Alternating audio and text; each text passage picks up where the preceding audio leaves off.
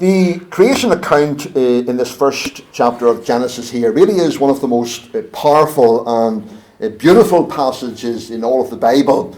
It explains to us how God created the world, which includes what he spoke into being and when. Each day of this creation account is important and is significant. And so this morning we're going to look at what was created on the second and the third days. So first of all, the second day. And we saw before that God's purpose in creating the earth was for man to inhabit it, a special place for man to live and to enjoy. And the reason why he put form to the unformed earth over the course of the 6 days of creation was to prepare it and to make it a beautiful habitation for man. After the first day of creation, the earth could no longer be said to be without form. With the creation of light, as we saw last week, on day one, the creation began to be formed by being infused with energy. But it wasn't yet fit for human habitation, for people to live in it. It had to be prepared as a home for man. Now you think of building a home for your family. Whenever you get the walls built and the roof on, is it ready for moving in? Can you bring your family into just walls and a roof? Of course not. You have to complete that house. You put windows, doors. In our climate, you need a heating system, and you need it furnished before it's fit for you and your family to live in. All of those things are necessary before it can be inhabited, before it can be lived in. Whenever God initially created the earth and then began to form it, there are a number of steps that he had to take in order to fully prepare it for man to be able to live in it. The earth is a planet that is uniquely suitable for humans to live on. Something that's absolutely necessary for human life is the Earth's oxygen atmosphere and its hydrosphere of liquid water. You younger ones at school will know more about that than I would, but those are two things that are absolutely necessary for humans to live, the oxygen atmosphere and the hydrosphere. We can't exist without those two things. And as far as evidence goes, those two things are unique to the earth. You will not find them on any other planet. This shows us, friends, that God prepared and intended for us to live on this planet Earth alone. And this would cause us to question if man really has any business in going to the moon. This is, of course, a controversial issue, but apart from the vast amount of money that is spent, and in my opinion wasted, on going to the moon, we have to seriously question if God ever intended man to go there. What we find, what we are absolutely sure of, is that he made this earth the only suitable habitation for man. They think they can find life on other planets, and some have the bizarre notion that they're going to find human life on another planet. They absolutely will not, because human life cannot exist on another planet. God specially made and prepared planet Earth for man to live on. Psalm 115 and verse 16 says, even the heavens are the Lord's, but the earth hath he given to the sons of men, the children of men. So, the essential thing that God had to, the first essential thing that God had to do in preparing the earth was to create a carefully designed atmosphere and hydrosphere. And that's what he created on the second day. That's exactly what he created here on the second day. Verse 6, God said, let there be a firmament in the midst of the waters, and let it divide the waters from the waters. And God made the firmament, and divided the waters which were under the firmament from the waters which were above the firmament. And it was so. And God called the firmament heaven, and the evening and the morning were the second day.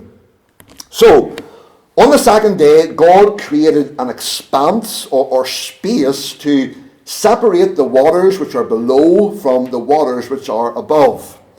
This expanse is the sky, or the atmosphere that surrounds the earth. The Hebrew word that's translated here as firmament or expanse, it refers to something that has been spread out or hammered and stretched thin. And so it's referring to the earth's atmosphere, the vaporous envelope that surrounds the earth and contains the air that we breathe. This expanse is associated with the sky that we can see. The space above the earth with the clouds and the birds and so on. The psalmist described God as stretching out the heavens like a curtain or tent. Remarkable thought, isn't it? As you look up at the sky and as you see the vast expanse of the sky, and of course there's much more out there than we can see with the eye, but think of God creating that at the beginning.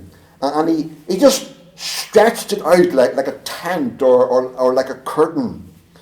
And so the lesson, friends, that we learn from the second day of creation is that God created the heavens and just stretched them out. Now, this is our great creator God. This is something he can do. Man, with all his advances in technology and all the things that he can claim to do, could he ever stretch out the heavens, this vast expanse that we see above the earth here, that we can't even comprehend hardly with our minds? Of course he can't. But God simply, on the second day of creation, just stretched it out. Isaiah 40, verse 12 and 22, it says this, "Who hath measured the waters in the hollow of his hand, and meted out heaven with the span, and comprehended the dust of the earth in a measure? It is he that sitteth upon the circle of the earth, and the inhabitants thereof are as grasshoppers, that stretched out the heavens as a curtain, and spreadeth them out as a tent to dwell in." Now, those of you who are into camping, and for those of you who are not, but have observed it in camping sites, people take their tent, and it's something that they live in for a period of time, for a number of days or whatever. And you can picture someone putting up their tent. They stretch it out and put it up as a place to live in for that period of time. And in fact, in Bible times, often people did live in tents. That was the home that they had. That was their permanent home, a tent. And so we can think of a tent as something that people live in, and you can think of someone just stretching it out, putting it up in order to live in it. That's what God did at the beginning here on day 2 of creation. He was stretching out the heavens, making this tent, as it were, for you and me to live in, and for all of Earth's inhabitants, making it a place possible because of the oxygen atmosphere and the hydrosphere and so on, just making it a place that we can actually live in, a tent that we can dwell in. How great is God? The psalmist said, "The heavens declare the glory of God, and the firmament showeth forth his handiwork." How can people take an honest look up at the sky and say that there's no creator God? When you look up at the sky, when you think of it, when you think of its purpose and how God stretched it out there, made it possible for human life to exist here on planet Earth, whenever you think of that, whenever you think of how marvelous and how wonderful that is, surely it declares the handiwork and the glory of God. It tells us that God not only exists, but that he's an all-powerful and mighty God who could just simply do that at the beginning. Surely, as Paul said in Romans, men are without excuse. When they look up to the heavens, when they look at creation around them, and we specifically think here of the heavens, surely it is a powerful reminder to us that God exists and that he is an all-powerful, almighty God who could just simply do that at the beginning. It's just a defiant, rebellious attitude against God, not wanting his rule and his authority in their lives, that causes people to say that he does not exist, that there is no God. It's not for lack of evidence. When we look up at the starry sky at night and think of how vast and wonderful it is, and think of how God so purposefully designed it and made it, surely we can only say how great thou art. So on the second day of creation, God created an environment that is suitable, making it suitable for human life here on earth. For all life, in fact. By separating the waters above from the waters below, he created the atmosphere, this vaporous envelope that surrounds the earth. And that envelope not only protects us from the hostile environment of space, but it also contains breathable air and the right amount of gases to sustain life. This established the environment that is needed to support living creatures that God would go on to make on days 5 and 6. Friends, what an infinitely loving as well as all-wise God and Creator he is. How carefully and how purposefully he created this world, the universe, bringing order, boundaries, structures that made life possible. The stage was now set for dry land and vegetation to appear, and eventually, of course, a home for man to live in. It's no wonder the psalmist could cry in Psalm 148, verse 4 to 6, "Praise him, ye heavens of heavens, and ye waters that be above the heavens. Let them praise the name of the Lord, for he commanded, and they were created. He hath also established them for ever and ever. He hath made a decree which shall not pass." You know, God gets more praise from the inanimate creation and skies that he made from intelligent human beings, doesn't he? Psalm 115, verse 16 that we quoted earlier, "But the earth hath he given to the children of men." By creating the expanse and making this earth livable, God was fulfilling his purpose of giving the earth to the children of men, for them to live in, telling them at the beginning, whenever he created them and placed them on this earth, telling them to multiply and to replenish the earth. And even though we have messed things up, messed God's beautiful and perfect world up so badly, God's promise is that one day he will create a new heavens and a new earth wherein dwelleth righteousness. John in the book of Revelation had a vision of what would happen after the return of Christ at the end of the age. Chapter 21 verse 1, he said, "And I saw a new heaven and a new earth, for the first heaven and the first earth were passed away." So John has this wonderful vision at the end of the age, after Christ returns again, there's going to be this new heaven and this new earth, because the first were passed away. And of course we know it is because of man's sin, man's rebellion, man messing up that beautiful, perfect world that God created, that makes it necessary that at the end of the age, God will have to create a new heavens and a new earth. And the idea of a new earth with a new sky or atmosphere is really a familiar theme right through the scriptures. A number of the prophets in both the Old and the New Testaments spoke of this new heaven and new earth. And remember, the new heavens is not referring to heaven, the place of God's abode, where he is enthroned, but it's referring to the atmosphere, the sky, this that we're looking at here, what God originally created on the second day of creation.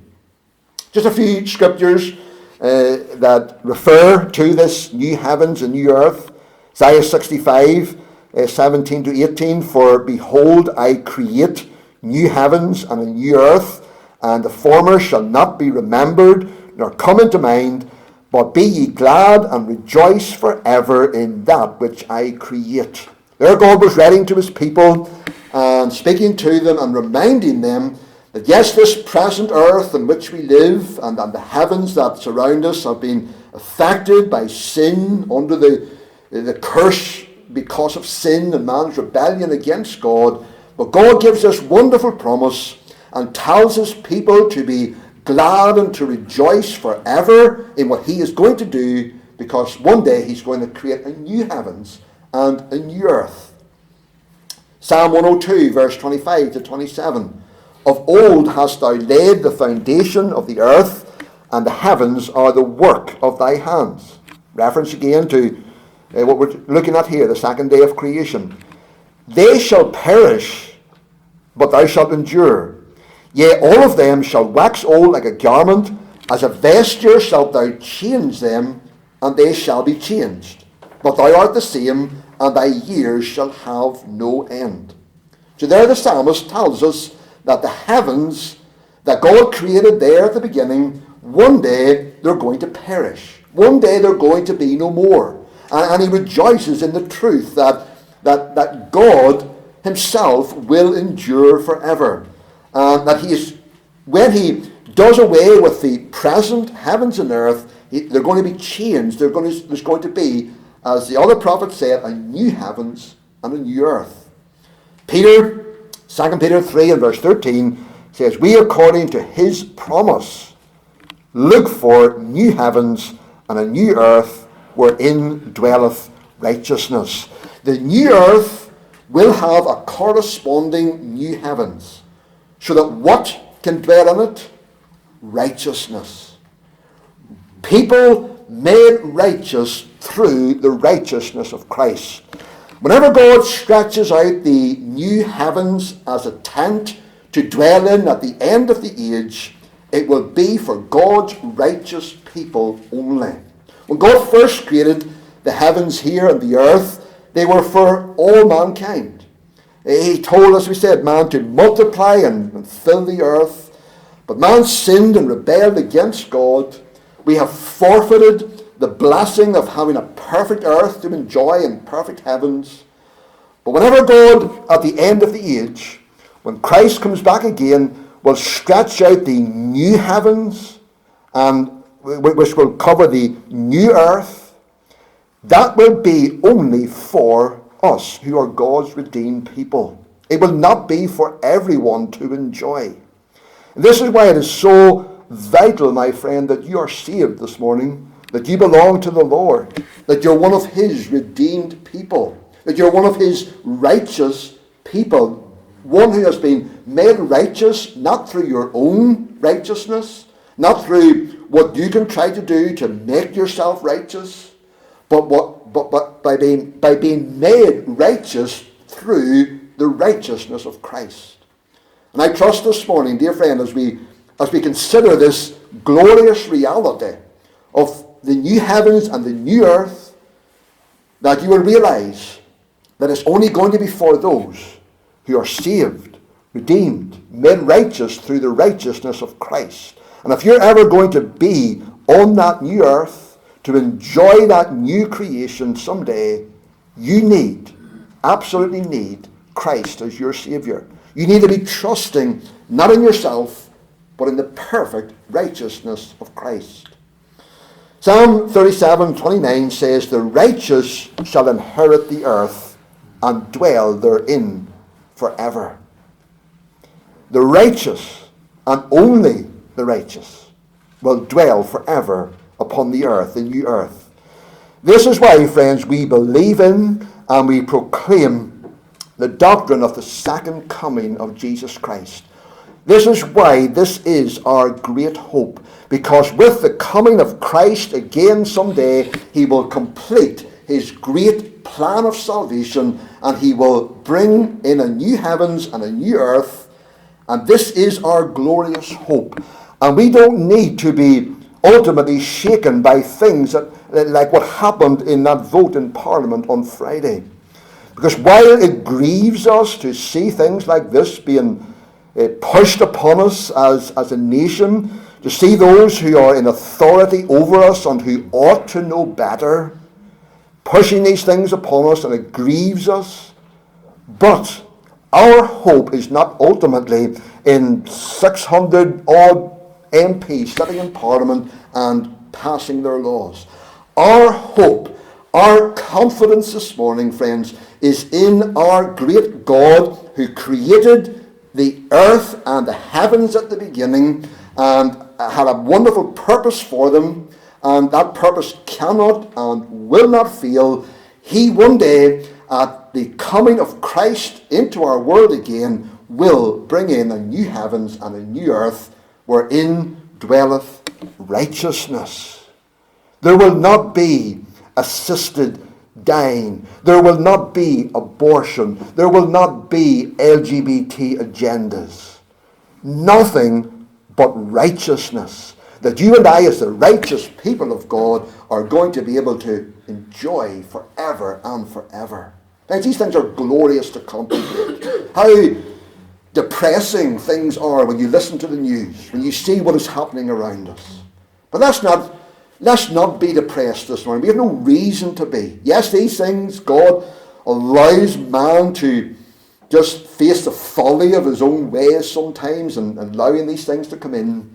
But ultimately, our hope is in the God who spoke, and the heavens were created at the beginning, and he'll do the very same again at the end of the age when he deals with sin, when Christ comes again, and when he will create a new heavens and a new earth wherein dwelleth righteousness. Think about this.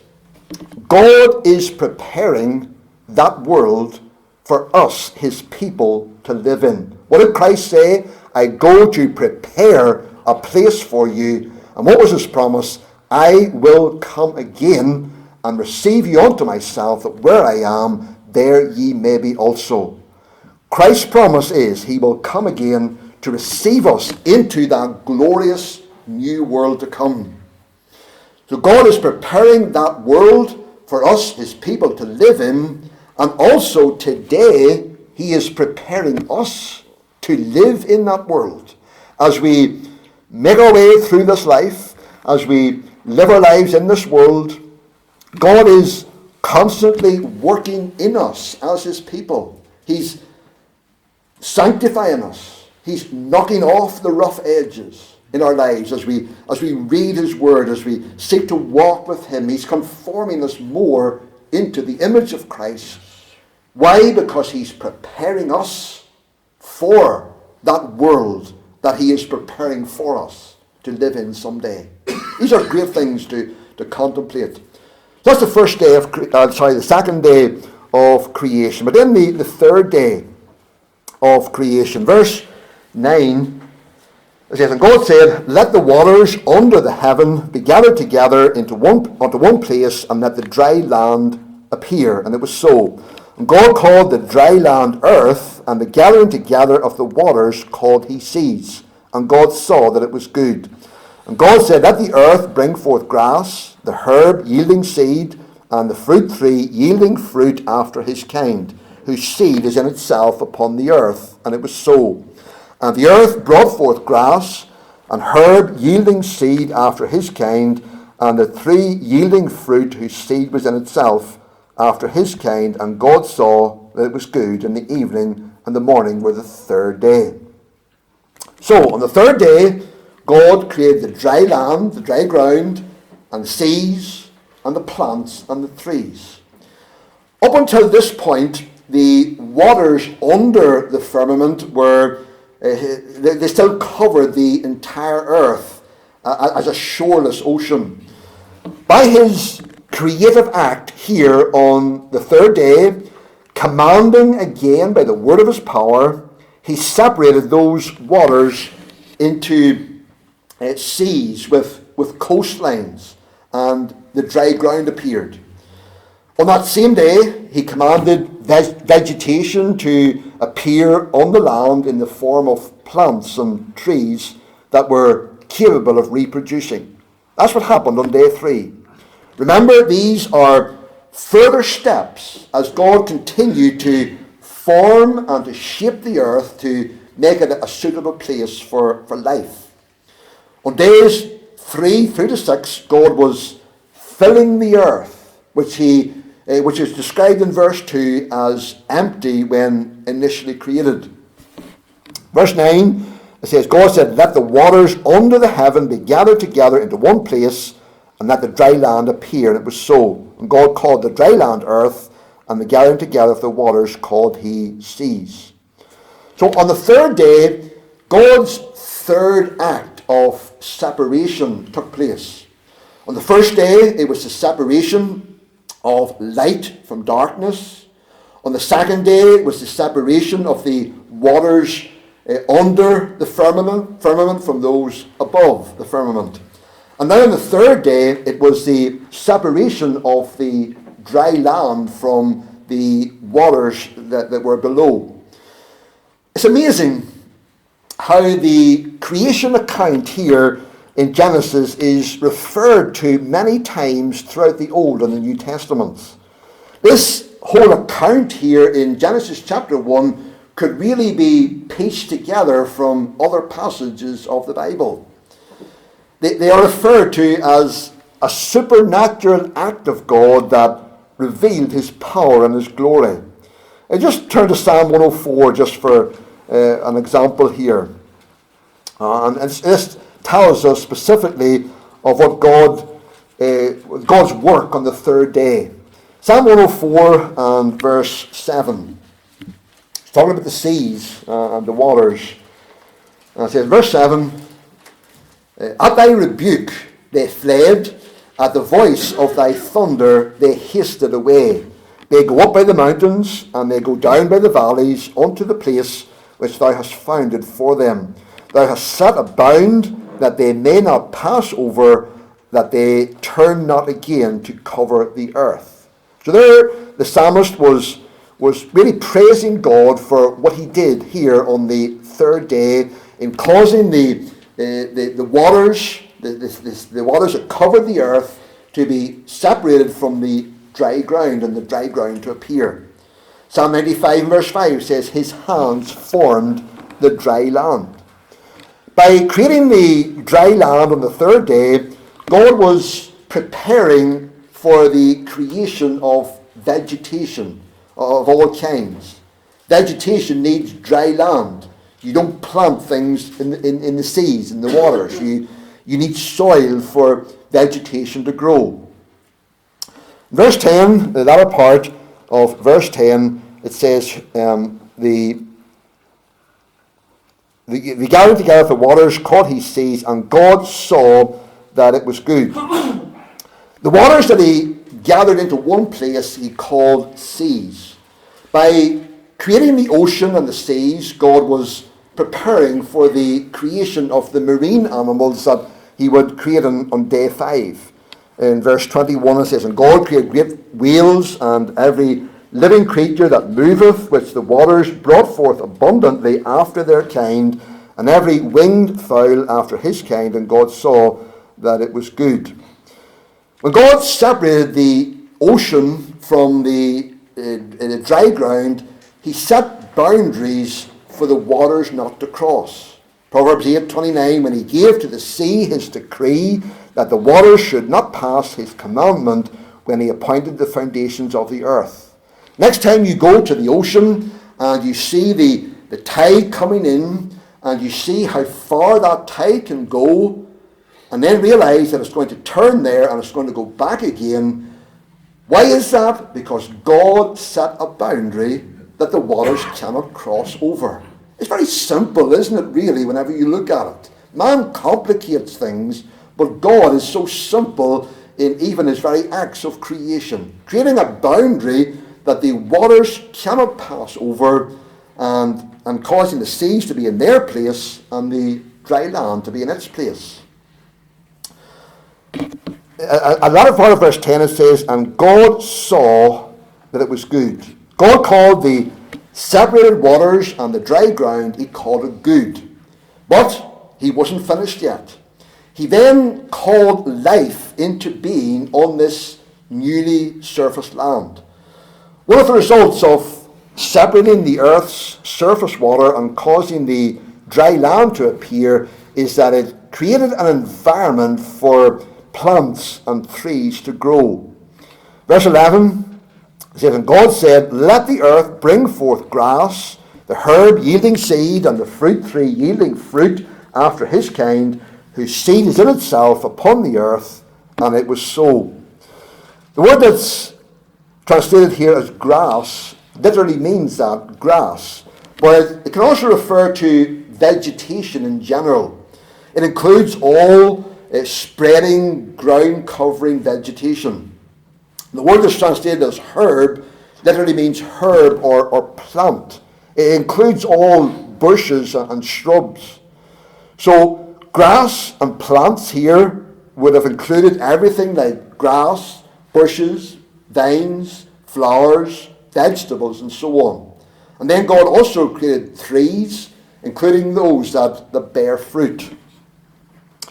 Verse 12 then it says, and the earth brought forth grass and herb yielding seed after his kind, and the tree yielding fruit after whose seed was in itself after his kind, and God saw that it was good. So whenever God spoke again by his power, commanding that the vegetation and the trees would appear on the earth, that's exactly what happened. What God said, what God commanded, is what came to pass. And you notice that it says that he made the plants and the trees with the ability to reproduce. And they could only reproduce after their kind. That's a very important truth to note, especially in light of what evolutionary scientists would tell us in these days. The plants and the trees can only produce after their kind. A cactus cannot become a cabbage, or a dahlia can't become a daffodil. There can be a wide variety within each kind, but never a crossing between the kinds, much less the evolution of new kinds. The dogma of evolutionists that all living things are interrelated by some common ancestry is a lie. It's refuted by what we are told here, that God made each of the kinds separate and they can only reproduce their own kind. What evolutionary scientists will tell us is contradicted by this statement here, and also by scientific observations themselves. Evolution has rightly been termed the lie of evolution. It's deceptive. The way that God made plants and trees to produce after their kind implies that what God has distinguished and what he has created as distinct, man ought not and has not the right to confuse. You see, God's work is always marked by order and not chaos and confusion. 1 Corinthians 14:33, for God is not the author of confusion, but of peace. It's man that brings confusion into things, that complicates things, brings chaos and confusion and a lack of peace and order. Man, in all of his attempts in doing these things, is really against his own well-being. These gender issues that we're faced with as a nation these days is a perfect example of this. God is a God of order and peace, and that's where our happiness is ultimately found. In the order and peace that God has established when he created us. It's no wonder that there are so many mental health issues amongst those who live in this confusion, because we're just going against what the good God has designed and ordered there at the beginning. It's no wonder that God, when he saw this order and design in creation, in the work of his creation, the plants and the trees being able to reproduce after their kind, it's no wonder that when God looked at it, he saw that it was good. Someone has said, God knows what is good. He is not some vague moral neutral.